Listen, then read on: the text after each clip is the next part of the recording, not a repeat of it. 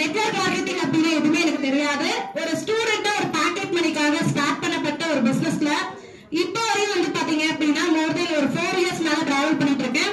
ஒரு 50 lakhs வரையும் access India மூலமா நான் சம்பாதிச்சிருக்கேன் ஒரு ஸ்டூடெண்டா இருந்து. இந்த ஒரு விஷயம் வந்து கிடைச்சதுக்கு ஒரே ஒரு ரீசன் மட்டும் சொல்லிட்டு நான் எண்ட் பண்ணிக்கிறேன். இந்த மீட்டிங்ஸ்ல இப்ப நீங்க ஒசூர்ல வந்து அட்டென்ட் பண்ணீங்க இல்லையா? சோ இந்த மாதிரி ஒரு மீட்டிங்ல என்னோட லைஃப் ஸ்டைல் வந்து சேஞ்ச் பண்ணுச்சு. சோ ஃபர்ஸ்ட் மீட்டிங் சென்னையில வந்து ப்ளூ ஐரிஸ் அப்படின்ற ஒரு ஹோட்டல்ல போயிட்டு நான் அட்டென்ட் பண்ணேன். அன்னைக்கு நான் எவ்வளவு சம்பாதிச்சிருந்தேன் அப்படின்னு கேட்டீங்க அப்படின்னா மினிமம் ஒரு 3000 சம்பாதிச்சிருப்பேன், அவ்வளவுதான்.